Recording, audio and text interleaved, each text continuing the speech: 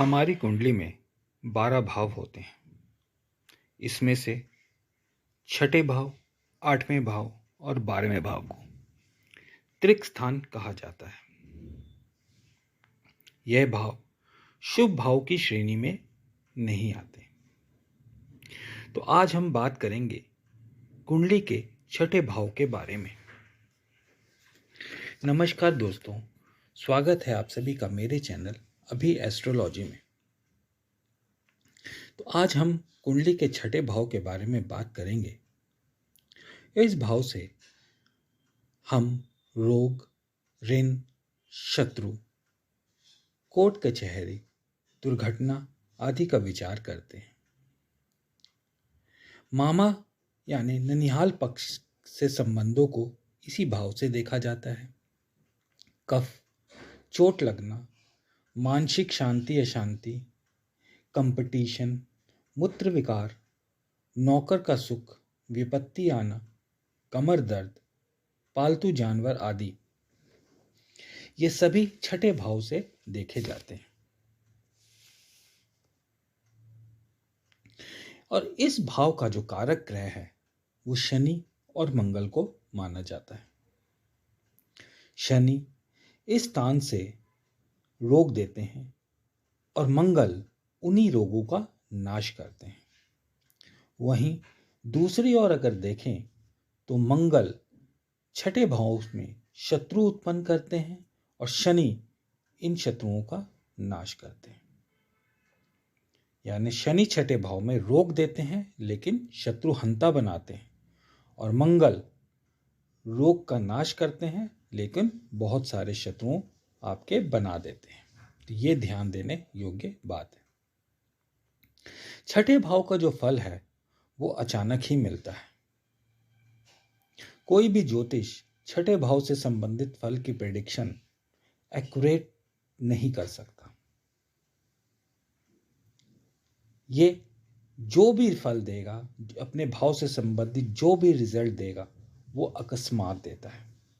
यानी आपने जब उम्मीद छोड़ दी तो आपको उसका अच्छा रिजल्ट मिल गया, और आपने उम्मीद की हुई है तो आपको उसका बुरा रिजल्ट मिला। आप देखते हैं कि कोई व्यक्ति बहुत पैसे वाला है, बहुत मान सम्मान इज्जत वाला है, वो राजा के समान जीवन जी रहा है, लेकिन अचानक कुछ सालों बाद आप देखते हैं कि वो रंग की स्थिति में आ गया है, उसके पास सब कुछ नष्ट हो गया है। तो ये छठे भाव के कारण ही होता है। किसी का अचानक एक्सीडेंट हो जाना छठे भाव से ही संबंधित है। अचानक व्यक्ति कर्जदार बन जाता है, ये छठे भाव के ही कारण होता है। तो छठे भाव के अंदर जब कोई ग्रह बैठता है तो उसकी भी अपनी अलग भूमिका होती है।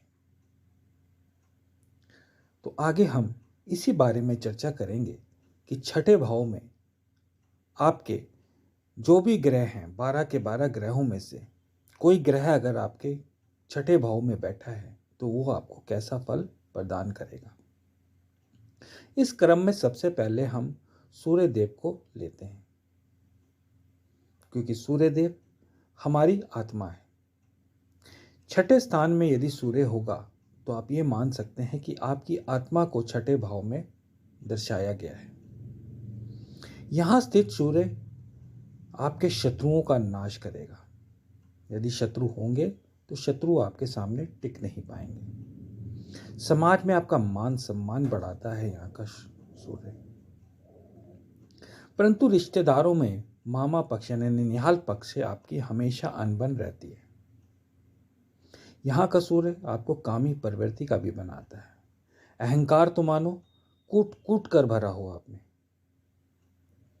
यहाँ अगर आपका सूर्य छठे भाव में बैठा है तो पालतू जानवर से आपको दिक्कत हो सकती है।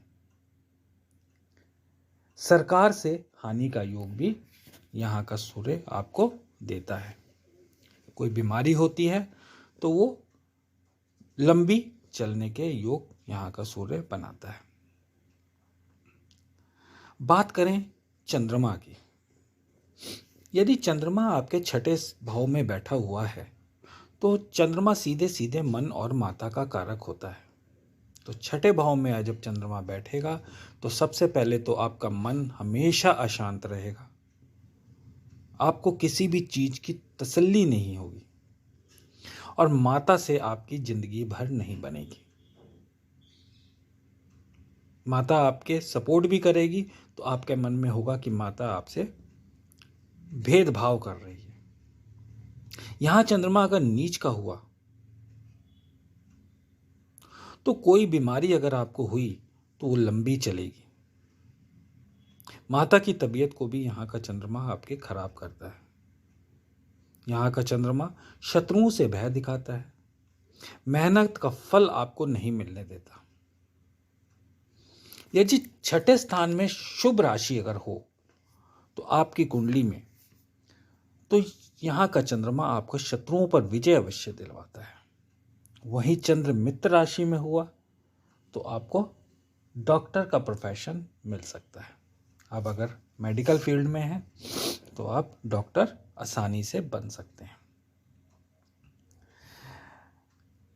अगला ग्रह जो छठे भाव में अगर बैठा हो वो होगा मंगल। यदि आपके छठे भाव में अगर मंगल ग्रह विराजमान है तो जैसा ऊपर बताया गया कि मंगल यहाँ का कारक भी होता है और शत्रुओं की संभावना यहाँ पर बहुत बढ़ा देता है।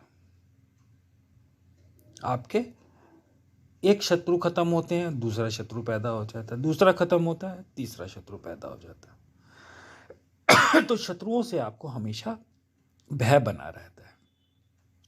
यहाँ का मंगल आपको शारीरिक रूप से स्वस्थ जरूर बनाता है, जहर से, आग से, और शत्रुओं का भय आपको हमेशा बना रहता है आजीवन, चाहे किसी भी ग्रह की दशा क्यों ना चल रही हो। आर्थिक स्थिति आपकी अच्छी नहीं रहने देता। यहाँ पे आमदनी अट्ठन्नी, खर्चा रुपया वाली सिचुएशन मंगल बना देता है। यदि शनि की दृष्टि मंगल पर पड़ेगी तो एक्सीडेंट या ऑपरेशन का डर बना रहता है।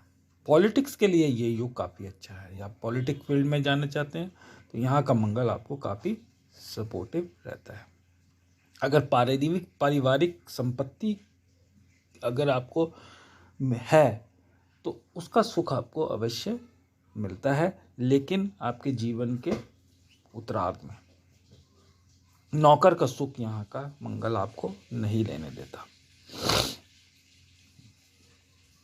यदि छठे स्थान में अगर बुध आपकी कुंडली में विराजमान है तो आप शत्रुओं से भयभीत रहेंगे।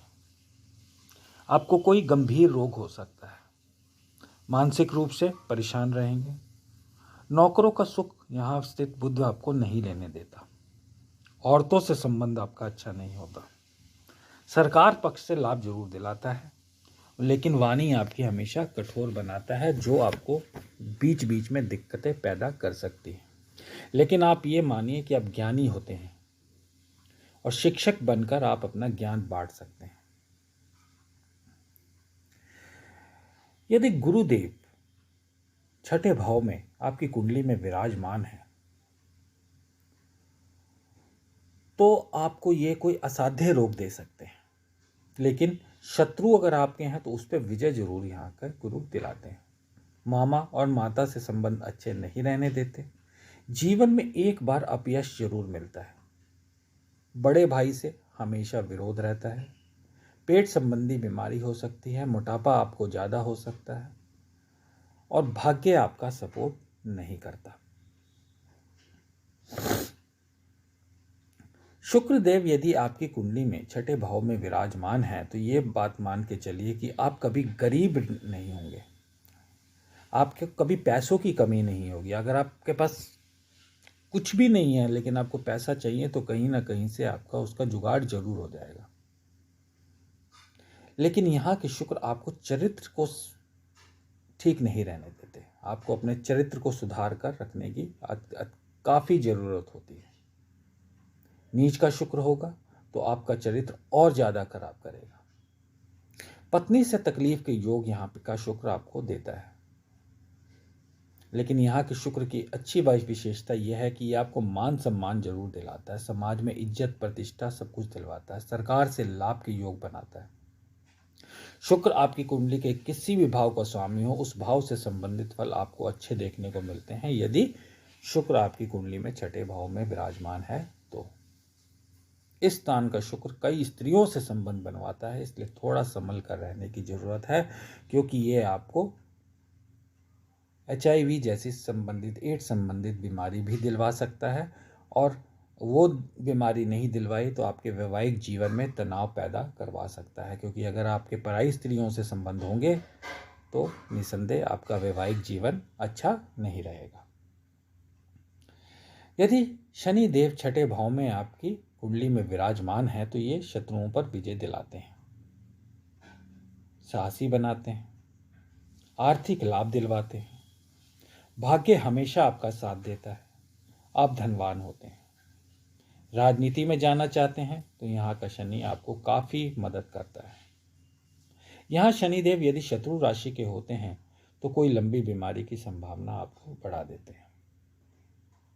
यानी अगर सिंह राशि हुई या सूर्यदेव साथ बैठ गए या कर्क राशि हुई और या चंद्रमा शनि के साथ बैठ गए तो कोई लंबी बीमारी की संभावना आपको बनती है। इस स्थान का शनि आपको लड़ाका भी बनाता है, इसलिए अपनी वाणी पर आपका कंट्रोल होना काफ़ी जरूरी होता है, और क्रोध को कंट्रोल करना भी आपके लिए अति आवश्यक है। यदि राहु देव आपकी कुंडली के छठे भाव में स्थित हैं तो ये शत्रु पर विजय दिलाते हैं, रोग मुक्त बनाते हैं, धनी बनाते हैं। यदि गुरु केंद्र में स्थित हो, पहले चौथे सातवें 10वें में, तो आप विपुल धन संपदा के मालिक बनते हैं। छठा राहु आपको गुप्त रोगी भी बना सकता है, मानसिक तनाव दे सकता है। इस स्थान पर राहु आपको भ्रम की स्थिति पैदा करता है, इसलिए आपको ये ध्यान देना अति आवश्यक है। अब यदि केतु महाराज आपके छठे भाव में स्थित हैं तो यहाँ का केतु आपको शत्रुओं पर विजय दिलाता है, लेकिन चरित्र आपका अच्छा नहीं रहने देता। नौकरों का सुख आपको बहुत मिलता है, नौकर आपको अच्छे मिलते हैं, नौकरी में उच्च पद दिला सकता है, लेकिन नौकरी में जो आपके कुलीग्स होते हैं वो हमेशा आपको परेशान करते रहते हैं। इस स्थान पर केतु वैवाहिक जीवन अच्छा नहीं बनाता और साथ ही तलाक की स्थिति भी बना देता है।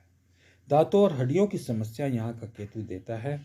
आप पर कर्ज का भार भी अचानक से बढ़ जाता है, तो इन सब चीज़ों का आपको ध्यान देना है यदि केतु महाराज आपके छठे भाव में स्थित हैं तो आज मैंने आप लोगों को छठे भाव के बारे में बताया, और छठे भाव में अलग अलग ग्रह बैठकर किस किस स्थिति को उत्पन्न करते हैं इस बारे में बताया। आशा करता हूँ आज का वीडियो आपको पसंद आया होगा। मिलते हैं अगले वीडियो में। धन्यवाद।